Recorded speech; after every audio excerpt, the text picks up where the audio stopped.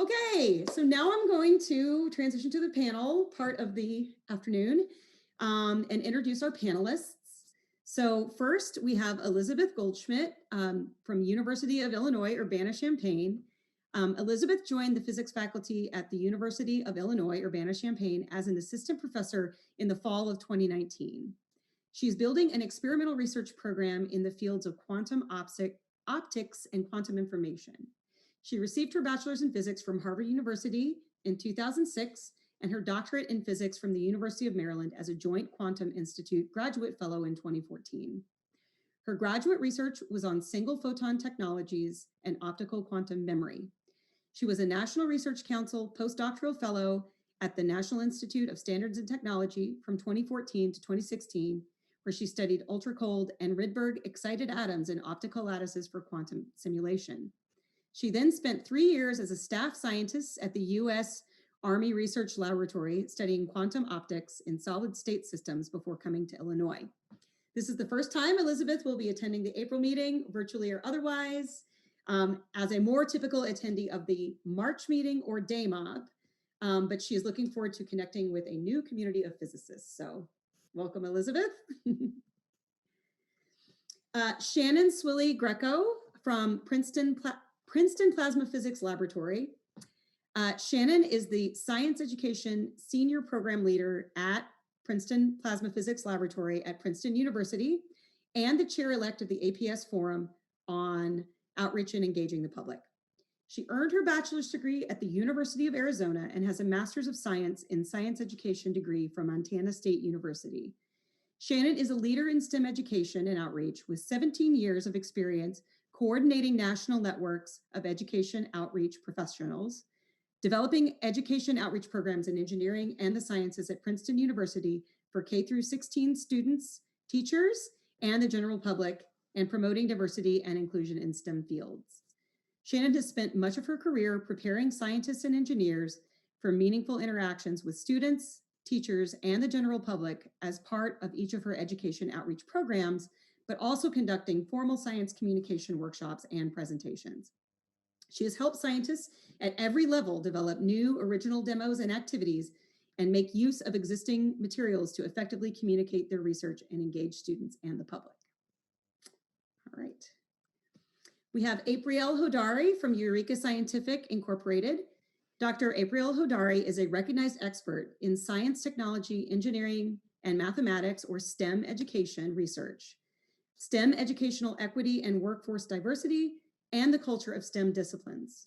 Currently a principal investigator at Eureka Scientific, her current research includes conducting critical ethnographies of programs that have an established record of promoting success for women of color in STEM. Apriel earned a BS in electrical engineering from Purdue University and a master's and PhD in physics from Hampton University, where she was the first African-American woman to receive a PhD in physics from the university. After completing her PhD, she joined the Physics Education Research Group at the University of Maryland as a National Science Foundation postdoctoral fellow, focusing on undergraduate physics learning at historically Black colleges and universities and at women's colleges. From 2000 to 2001, Apriel served as an American Association for the Advancement of Science, or AAAS, Congressional Science Fellow, managing a portfolio of issues including education, healthcare disparities, and science research funding. She also worked in the Public Research Division of the Center for Naval Analysis. Apriel was co-leader of the U.S. delegations to the Second and Fourth International Union of Pure and Applied Physics Conferences on Women in Physics. She serves on the AAAS Science and Technology Fellowship Advisory Committee and previously served as a member of the American Physical Society's Committee for the Status of Women in Physics. And Jenna Walrath with Intel. Jenna Walrath PhD is currently a senior process engineer at the Portland Technology Development Division of Intel Corporation in Hillsboro, Oregon. PTD process engineers are responsible for leading scientific research, enabling the manufacture of innovative device architectures, including designing, executing, and analyzing experiments necessary to meet engineering specifications for their process. The goal is to develop the most efficient means for semiconductor manufacturing, enabling microprocessors to do more with less energy, fewer resources, and smaller real estate. Jenna's group specializes in front-end chemical mechanical planarization, whose charter is to take incoming wafers with varying topography and materials and planarize the surface such that it fits the requirements needed by the following step, which is usually a lithography process. The complex and evolving nature of the work requires an interdisciplinary environment.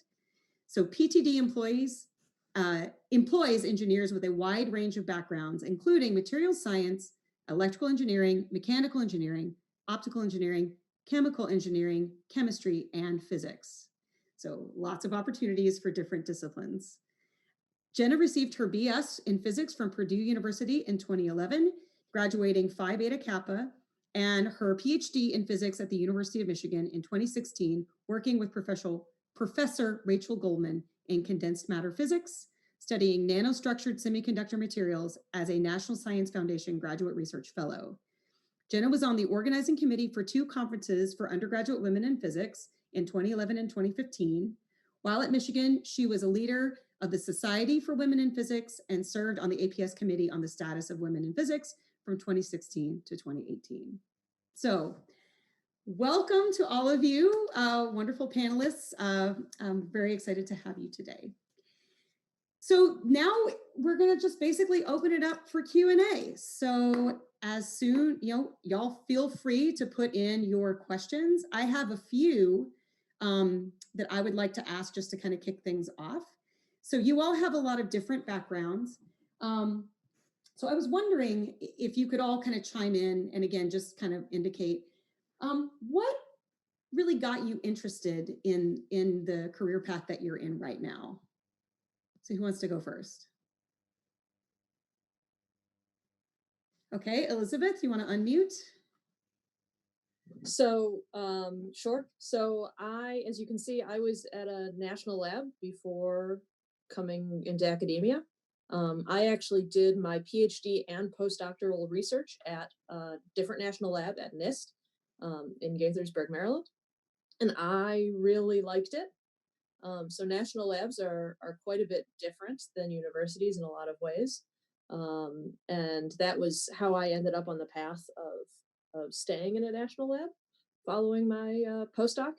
But in the end, I decamped for academia when some of the less appealing aspects of national labs finally started getting to me. Interesting. Okay. Okay, Shannon?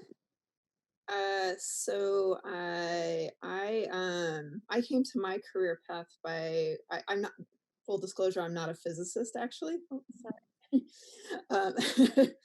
I graduated college with an international studies bachelor's and didn't know what to do with that. I wanted to get a job working for like UNESCO in Africa.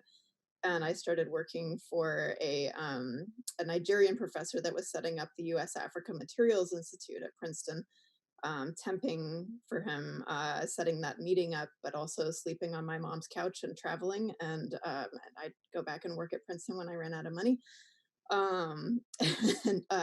So then I started filling up the rest of my week as I, discovered that I really needed a lot more money than I thought I did. Working for a MRSEC. For those of you who don't know, that's an NSF-funded research center, Materials Research Science and Engineering Center. It's a pretty physics-heavy research center, but it's all material science. And I started working for the education outreach office there. And my boss convinced me that I was pretty good at it and encouraged me to get a master's in science education. Really, I didn't have any other better ideas. My only previous job really was Dirtbags Bar. So I got pretty deep into science education, found I absolutely loved it, and saw that there was a real serious need to help students and teachers and the general public gain science literacy. So I drank the Kool-Aid, I totally got into it, and now it's my full-time job. Who else? Jenna? Sure. So as I was graduating, I didn't really know exactly what I wanted to do, but I had, I was pretty tired of moving around by that point. So the idea of doing like 2 more postdocs before trying to land a tenure position wasn't that appealing to me at the moment. I'd already dragged my husband right across a few places, like to Michigan with me for graduate school. And so I was really hoping to find something that I could kind of settle into. It had the chance of being a permanent position. But that being said, you're right, the job I took at Intel is pretty foreign. I mean, even though it's in semiconductor manufacturing, what I actually do is just completely different from my PhD research. I had no idea what it was going to be like. So it was a bit of a leap, but I'd gotten some really good advice that I didn't have to decide what I needed to do for the rest of my life. I just had to decide what I was going to do next. So I figured I would, I got this offer and I didn't have any other solid offers at the time. I still had some other things pending, but it seemed the most appealing. So I took it. I figured if I hated it, I could leave. And I liked it. So I've been there for 4 years now.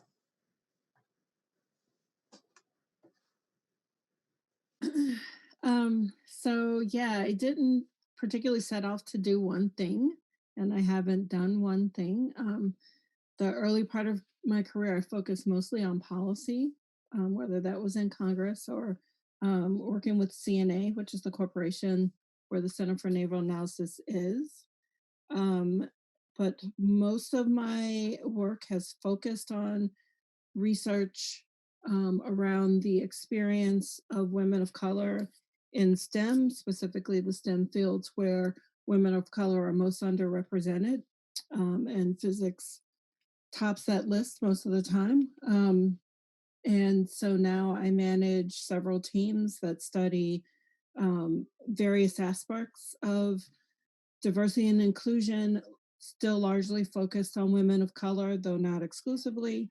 And I currently am studying physics, math, and computer science, both in the US, also in the UK, and I have partnerships developing in Canada, Australia, Mexico, and New Zealand.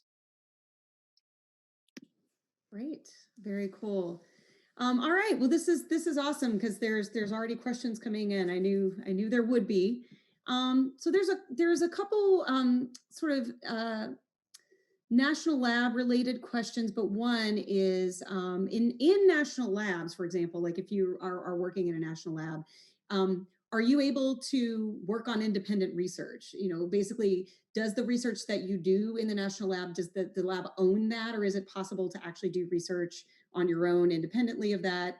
Something like that. I mean, this is like, for example, in Disney employees, if they work off hours, whatever they create becomes Disney's property, which I didn't realize. Is that true for national labs? So IP rules at national labs and universities are complicated enough that I have not bothered to learn them because they have not really come up in my career.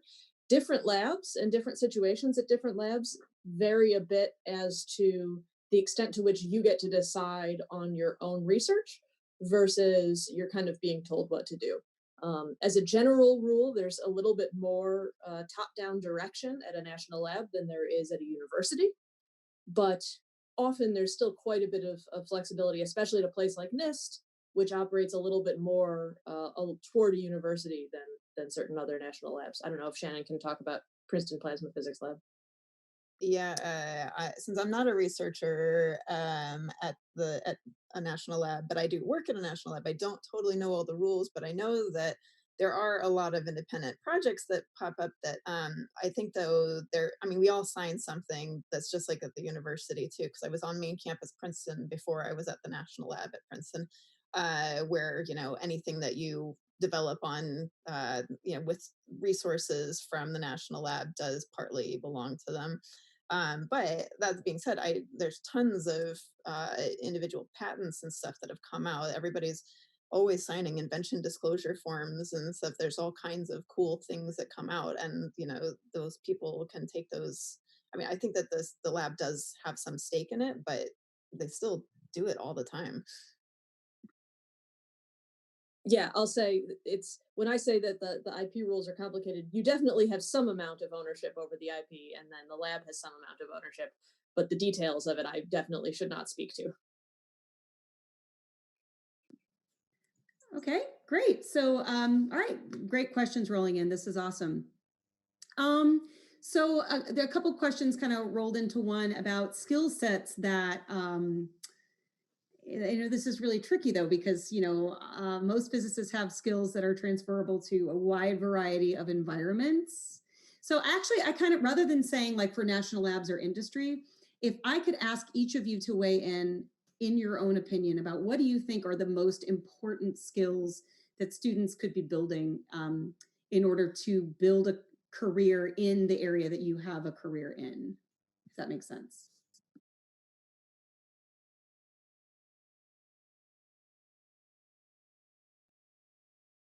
So for me, I did a postdoc in physics education research, and the best two things I learned there was both research methodology, really learning how to listen to people and to analyze the experiences of people, and really learning how to formulate questions that will lead to fruitful research. So that then combined with policy experience really informs the work that I do today. I am still primarily a researcher, but I do talk in policy spaces a decent amount, and I serve in policy roles. So you mentioned the U.S. delegation to the International Conference on Women in Physics, and I am currently the U.S. representative to the committee that hosts that meeting. So we, in talking with my colleagues that represent their own countries, I think having the experience of having worked at the policy level nationally and within disciplines has been very helpful. And of course, in all of those, it's really learning how to communicate really complicated things to people who do not have expertise in that area is critical. So I tell people all the time that I'm really a classical introvert and a physicist by temperament, but I have learned to be an extrovert when I am talking in a space about my work. And that's really about being both grounded in the content of your work, but just having tons and tons of practice, communicating verbally and in written form to lots of different audiences. I would say exactly the same thing. I mean, I have, a similar career, and all of those things apply for me as well. But the communication skills and what she said, what Dr. Hodari said, if first was the listening to people. I think that the communication skills and the listening, and a lot of it comes from empathy and understanding where your audience is coming from. That is huge in my line of work, but really it's huge in all of the physicist line of work. You really need to be able to understand what your audience is interested in, and be able to read their faces and their nonverbal cues on what, whether they're truly interested, whether you're losing your audience. This applies to just, building scientific literacy among the public, but also when you're communicating to funders. If you're doing a reverse site visit and you have to, talk to NSF or DOE about your research, and you're losing your audience, you're also losing your funding. So it's absolutely key for everybody, I think, to build those networking and communication skills are huge. Anyone else? Oh, Jenna, why don't you go ahead, and then Elizabeth. Sure. Yeah, so honestly, I agree with everything that's been said. I don't think there is a single career that you wouldn't be benefited from in developing your communication skills and the ability to read an audience. In my job is primarily problem solving, and the problems involve a lot of different stakeholders, and those stakeholders don't always understand the technical details of what it is you're actually doing. So they may ask for something that's not actually in their best interest. And it takes really good skills, one of kind of reading your audience, right? Know what it is they actually want, even if it's not what they're saying, and figure out what's actually going to be best for them, and best for the project or intel or whatever the case may be. And on that note too, right, the problem solving skills themselves are the other half of what I really look for. The ability to ask the right questions, as Apriel said, right, and then to design, and then in my case, to design an experiment potentially with limited resources to answer that question as quickly as possible in my case. And that's a pretty particular skill set, which physicists are often good at. So I second, third, and fourth communication. You can be doing the best research in the world, but if you can't explain it to the community and to the people who would fund you, it doesn't matter, and no one will ever know. But I'll also put one more pitch in for a research career, which is that you need to learn how to fail. So you need to learn how to get good at trying things, realizing that thing doesn't work, giving it up, and moving to the next thing. And learning from those failures, not getting down on yourself, because that is the point of research. The point of research is to fail many, many, many times and figure out what doesn't work in order to figure out what does work. So I think that's another important skill for any research career. Yeah, that's really great. And it's funny, y'all, we're in the speaker mode right now, so you only see who's speaking, but all heads were nodding yes in the among the panelists. So that was kind of great. So important. Fail early, fail often. That's how it gets better, right? Okay, so there are a couple questions here that are specifically for Jenna. They're kind of related. So one is, how did you transition from a condensed matter physics background into process engineering? How did that knowledge transfer over? And there's another one kind of asking about, similarly, how much do you use your field specific knowledge in the work that you do now? Sure. So there's a couple different answers to this, I guess. One is that it is possible to have no overlap and still be successful in what I do. Right. My group, I also work with chemists. I work with like a biophysicist. Right. We hire people from all different backgrounds because the problems we're solving are not, it's chemical mechanical planarization is basically like polishing a wafer and trying to use chemical effects as well as physical, right? Like, rubbing of particles away. If you've ever polished a wafer in a lab, you may have some idea what this is, but it's exceedingly complicated, right? There's like hydrodynamics involved, surfactant chemistry. There is a little bit of biogrowth issues, right, in some of the liquids that we use. And then past all of that physical stuff, there's the question of when we finish, is the transistor going to work, right? And how is everything involved in the processes before and after us? And so it's not anything that one person's discipline can really help with. But personally, coming from condensed matter physics, some of the things that do actually directly help me is that I did, since I did materials focused research, I know the details of like what cross-sectional TEM is and SEM and these different sorts of like imaging that you use for an analysis for semiconductors, so that when there's a problem with something in my process and I'm seeing the data that Intel's metrology sends up, I actually know what it is and how it's gathered, and I can ask good questions about it. And so that's one of the most direct things for me in my work. But otherwise, we train on the job, right? We hire people for their general knowledge and skill sets, as well as the ability to learn, right? If you have a PhD, you are able to learn new things quickly in an intense environment, typically. And having a variety of people who may have, right, I need people on the team who understand polymers because I don't know anything about polymers, right? And it's pretty relevant to some things. I need people who understand surfactants because I don't. And we have a lot of resources on hand, right? If we don't understand something, we have someone at Intel in Oregon who does, right? And so we can find the right way to support it.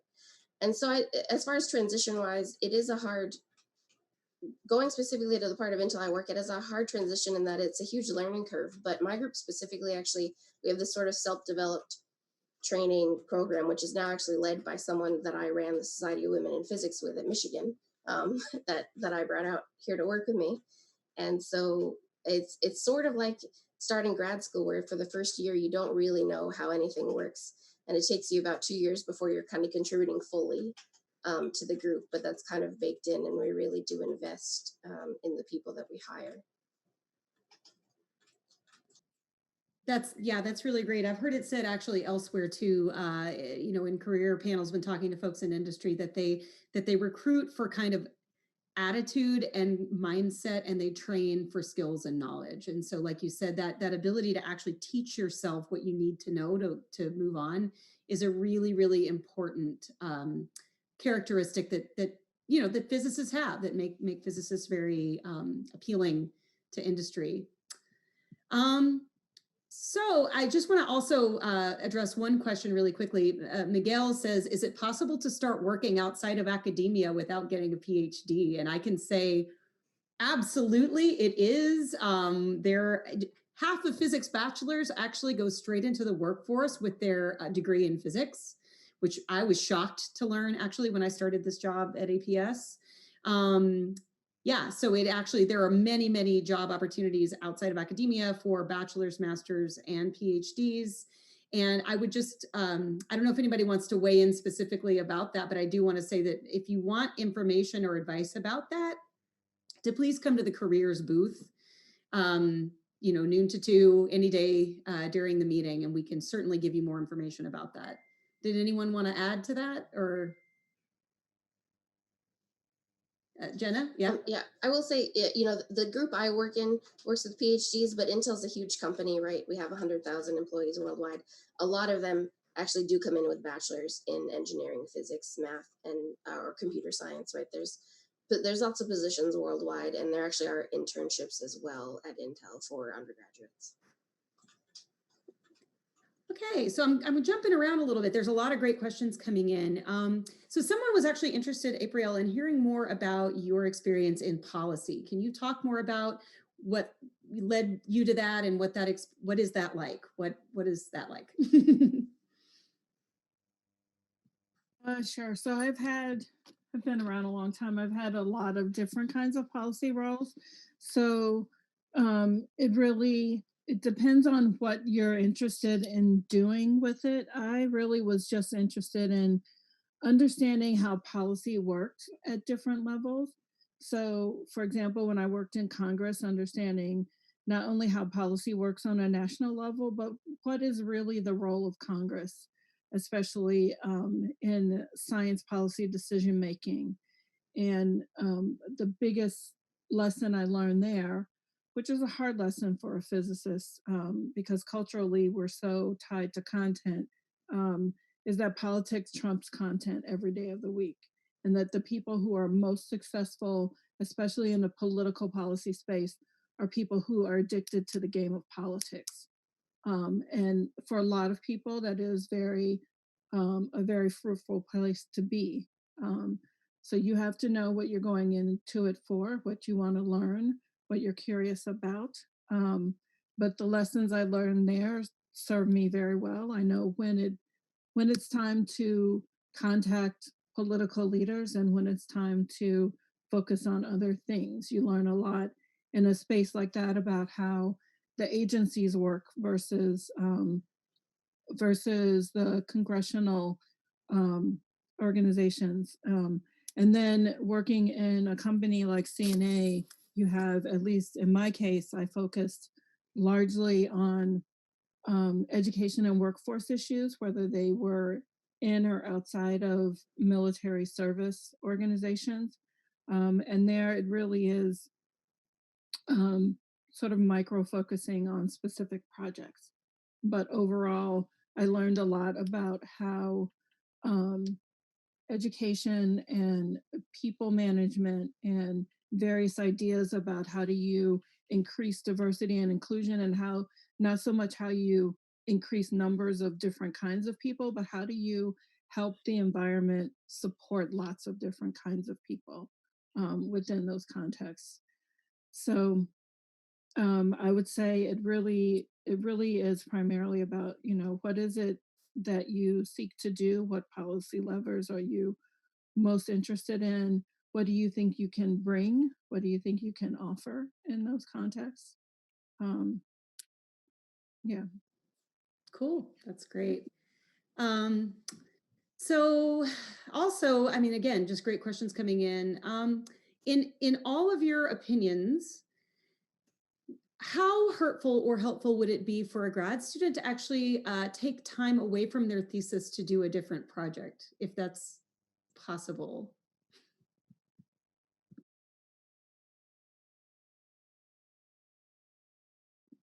Does anyone have a comment? Yeah. Crystal, I think you should answer that.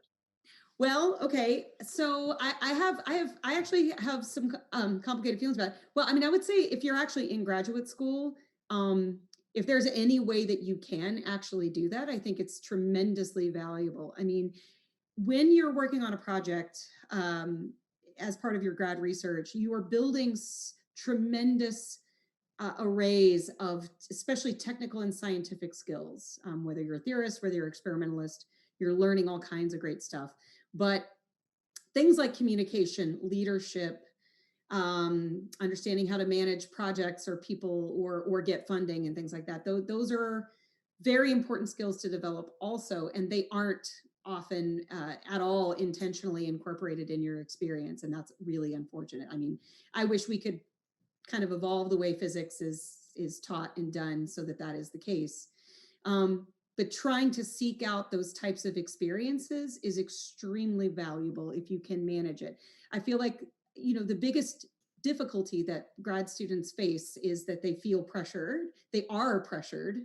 They don't just feel it. They are pressured by their advisors, you know, to be working on this project all the time, whatever.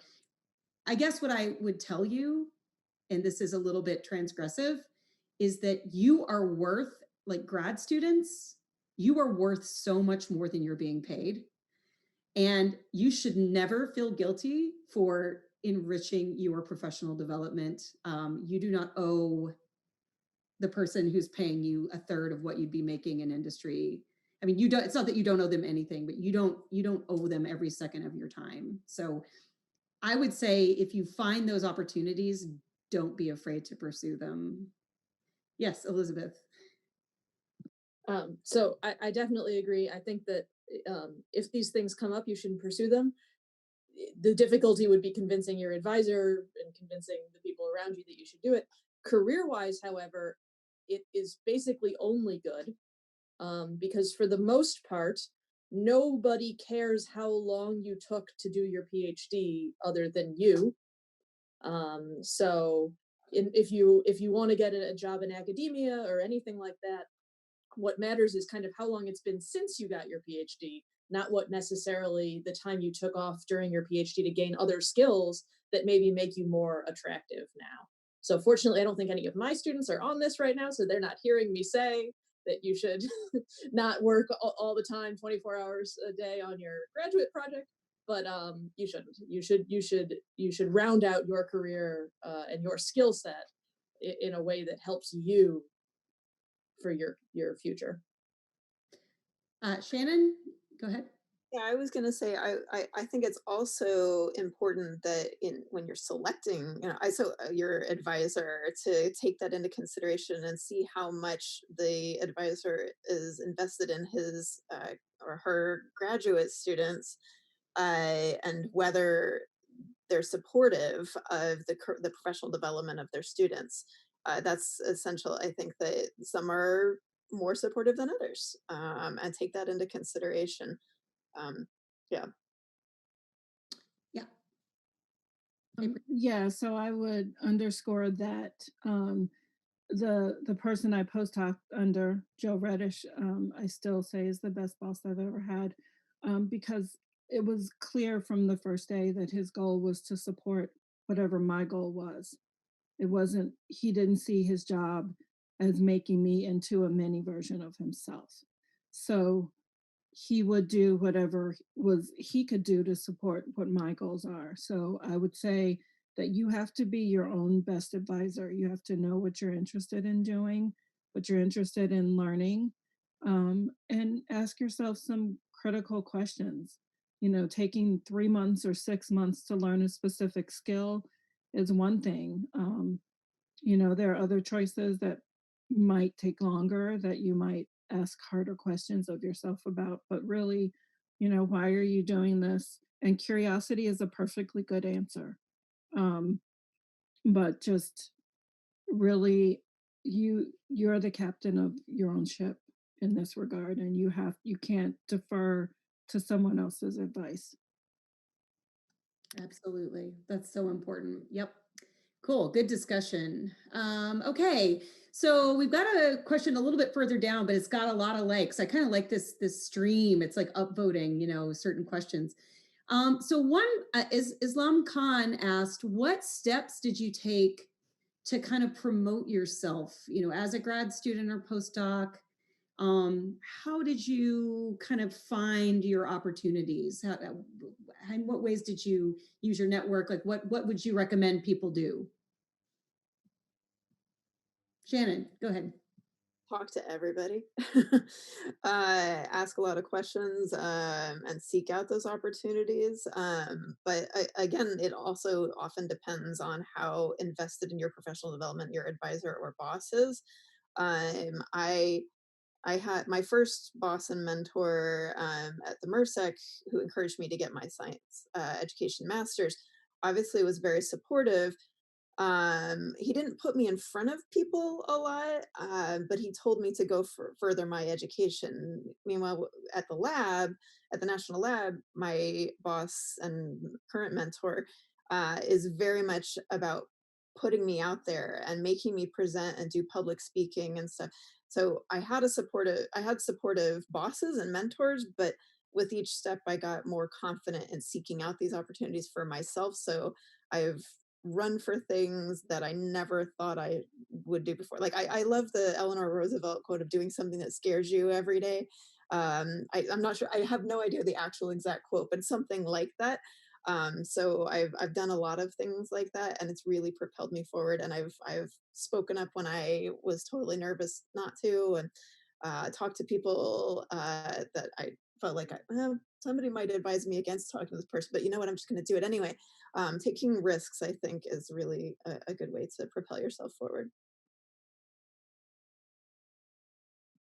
Yeah, and I would say risk taking also is really important, but also recognizing that some risks are less risky than others. Like doing something like the Congressional Fellowship, when are you going to have a chance where you're already like you're selected into the Congressional Fellowship and you have it, which means you basically have a guaranteed paycheck for a year, and then you interview to work in different congressional offices. When do you ever have a chance where you are interviewing for a job where the person technically hiring you is not the person paying you? So you can make a choice based on other things other than worrying about, oh, if something changes, like my paycheck is reliant on this person. Like those are the kinds of risks that you have to think about whether you want um, that those are the kind of risks that are worth taking because there are structures around them that support you. I had in a lot of cases, the luxury of having a similar kind of support for my postdoc. I was getting paid directly through an NSF program and not the person who was my advisor. But also doing even mid or later career. 3 years ago, I did a Fulbright in the UK, which a lot of people thought was a pretty big risk, but it opened up not only my view and some of the content of my work, but just my experience in the world and helped me stand more firmly in international spaces. So I would say just think about all kinds of ways in which you can make such choices.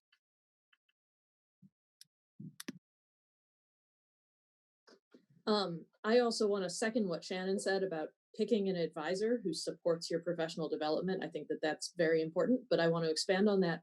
Find other people who support your professional development who are more senior to you. If you're a junior grad student, senior grad students and postdocs, if you're a senior grad student, postdocs, other faculty members, they don't even have to be at your institution. If you're going to conferences, you'll meet people there. Keep in touch with them. One of the best things that you can do if you're going on the job market is to go give practice seminars for your friends at other universities, where you're not actually interviewing for a job, but you get to pretend you are, and do things like that. I know that I had someone who was a postdoc when I was an undergraduate, who then I stayed in touch with over many years, and she invited me to come do this, and it was great. And so finding your own mentors outside of your advisor who you've already found, who's helpful and supportive.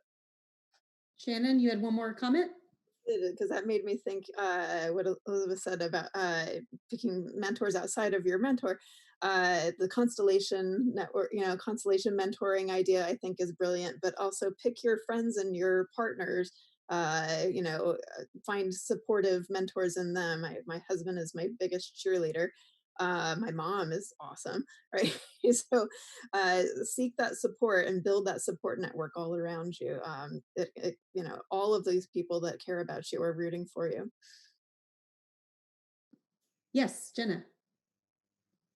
Yeah, I did just want to kind of build on this to just say explicitly, right, when you're asking about how to best network for career development, the thing that ultimately got me my job was, of course, just like walking up to a career table actually at a conference and talking to the people there. But what gives you the confidence to do that, as well as what's developed all the skills you have that are hopefully reflected in your CV and that you can talk about, just comes from taking opportunities and taking risks, like all the other speakers have been talking about. And that doesn't have to be, you don't have to do it in a calculated way. You can just, as opportunities come up, say yes, right? You don't have to always be thinking about what's best for you, but think about what you're interested in.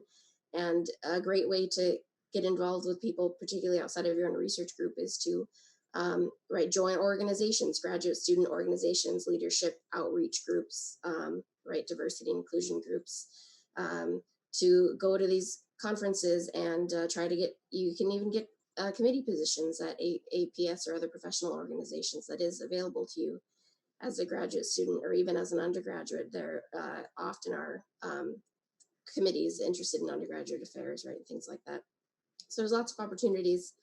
And some of the relationships I developed along the way were just people I met when I had an idea for something I wanted to do with one of these organizations, and we went out and did it. Yeah, and I think I'll just add a little bit to what everyone is saying. In terms of discovering opportunities, I encourage every person. It's important to do some reflection yourself on kind of what you want. I mean, you can change your plans. Like everything will change, life will change, your goals will change, your circumstances will change, your opportunities, all of that will change.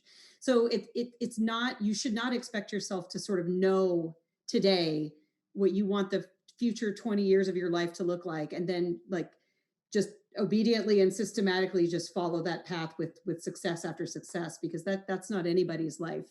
In fact, you just have to trust that you're going to make the best decisions that you can at any given moment with what's in front of you. So expect things to change, but I think it's also really helpful to kind of have some idea of where you kind of want to go.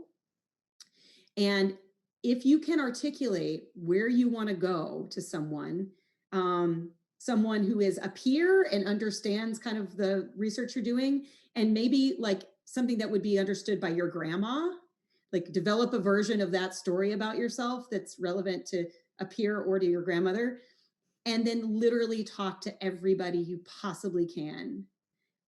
Whether that's at a meeting, whether that's on the airplane, whether it's while you're getting your hair done, talk to everybody, because you just don't know who you're talking to, what the opportunities are that are around you. So it really is a skill set that you can practice. It's not an innate ability that you have to have, being gregarious or outgoing. You can really practice it. And you will be amazed at how many opportunities that kind of activity will unlock for you.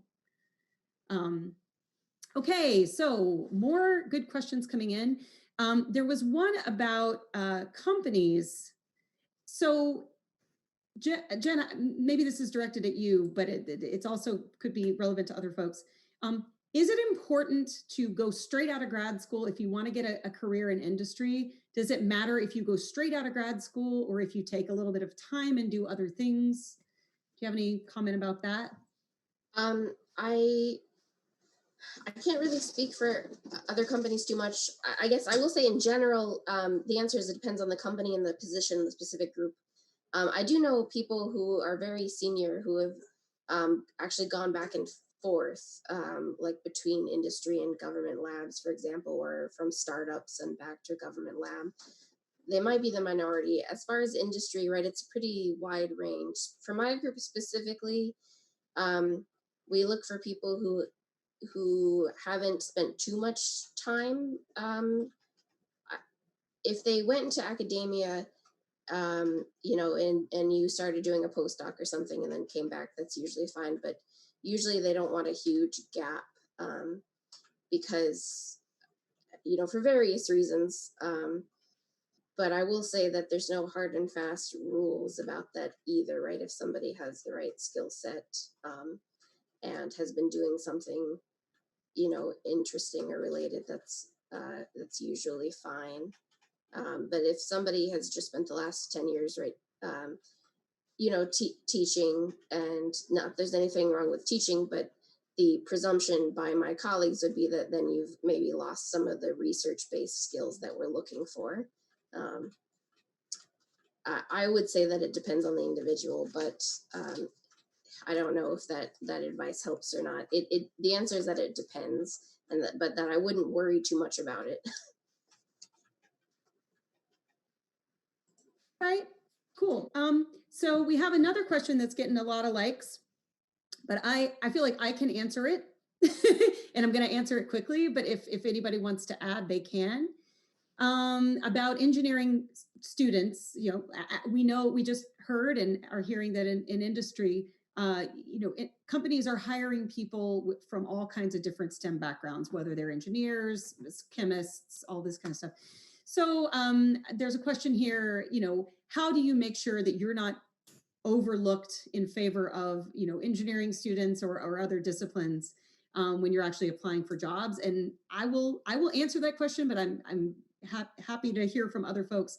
The key is writing a skills-based resume, writing a resume that highlights only the skills that are relevant to the job that you have. And I do feel like this is an area where a lot of physics departments fail their students in terms of it, career mentoring, is not telling them you should not be applying to these jobs with your academic CV. It's just not it's not the appropriate document. If you can very clearly call out on your skills-based resume how you have exactly the skills that they're looking for in the job description, then they will get you in for an interview. They'll be interested in you. So does anybody have extra to add? Jenna? Yeah. We'll say that there are some exceptions to that. The skills-based for sure, but my job is a little bit weird, right? Because we're all PhDs hiring other PhDs. And so for some reason, a lot of the people hiring still care about how many first author publications you had. So when I know people are hiring and they ask me how to modify their CV, I said, I want your CV, but I want you to also, like on the first page, I want a list of your skills, right? What tools did you use? What software do you have? Did you manage projects, that sort of thing? But then I also still need all of the other regular CV stuff. So it's a bit of a hybrid. And so it does depend on the actual, and if you can, the best way to do this is if you can get in touch with somebody who works at the company, right? You can do these sort of informational, just ask them like, what is it that they're looking for? So I can tailor it, because it is true. Other companies, they just want a single one-page CV, or resume, right? It's going to be entirely, skills based, and they don't care what presentations you gave or things like that.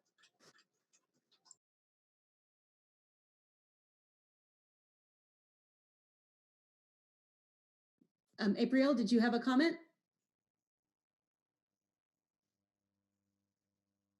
Okay, sorry. Yeah, I just wanted to emphasize what she said about finding out from the company what it is they care about in that way. Because my partner, who is an engineer at a company actually that does a lot of work with Intel, so he is not a PhD level engineer, but spent a significant amount of time in the last year doing recruiting at different levels.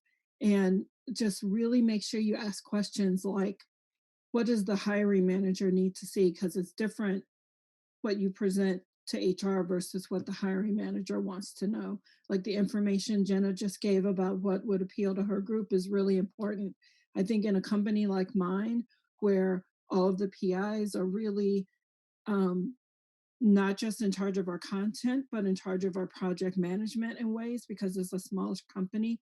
What we care about is, what is your project management experience? What is your experience bringing in grant funds and things like that? So I would care equally, sometimes more, about what is your track record in both getting and managing grant programs and managing all the people involved with that across time. So it's those are not, like, you're not asking anyone to reveal their secrets. You're showing that you know what questions to ask so that you can tailor your information to what they're looking for. Yeah, these are all really, really great pieces of advice. And I'll also say, you know, when it comes to actually kind of getting things like informational interviews where you can, you know, you have a contact in a company or someone in your network, we can give you lots of advice on how to get informational interviews. What are some great questions that you can ask?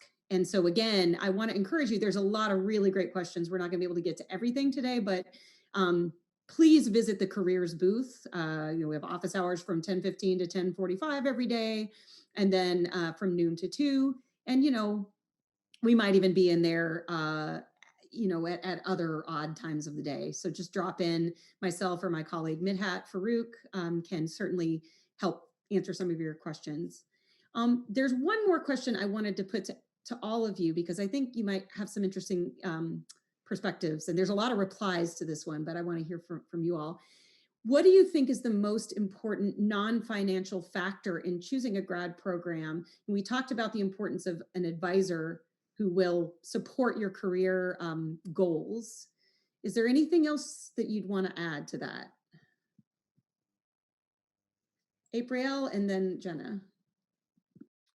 So I'd want to know something about what the culture of both the overall institution and the department is.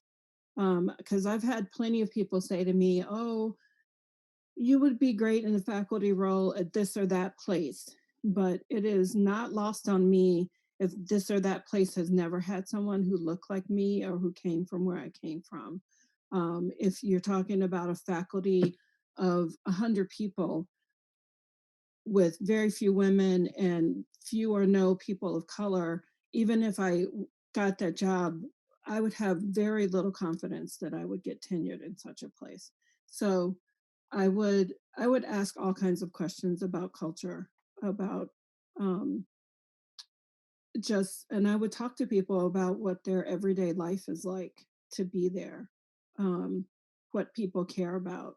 Is it going to matter if one of the things that happened to me in graduate school is my mother had open heart and lung surgery at the Mayo Clinic, and I had to take 2 months off to both be there in the hospital with her and take care of her afterwards.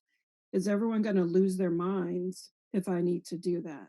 Like, you need to ask questions about the things that are going to have the biggest impact on how you live.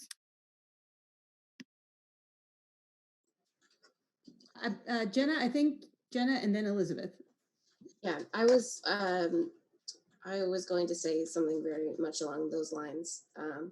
Right.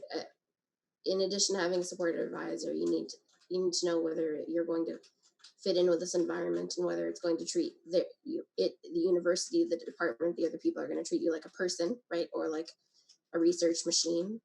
And it's more than just your advisor that determines that. And so, you know, I really do suggest talking to the other students, as well as a variety of professors in the department, you know, and try to get a sense of what their life is like. And from the students, right, try to figure out what their camaraderie is like, right? Are they helping each other? Do they work together? Do they have a sense of community? Are there community groups, right, in the department, right? Is there like a graduate student group or some other affinity group, right, that might be a good community for you to join that feels like it would be supportive of you? I definitely have gone to some universities where you just kind of get really bad vibes from everybody around you. And I will say, trust yourself when you have those feelings. So I 100% agree and think that what Apriel and Jenna was saying was totally spot on. I'm also going to add, in addition to finding an advisor who supports you professionally, an advisor who has expectations of you that match your expectations of what your graduate career is going to be like. Do they expect you to be in the lab 24 hours a day? Do you want to be in the lab 24 hours a day? What are the expectations that you and your advisor both have in terms of what your research career is going to look like, or at least your day to day in their lab is going to look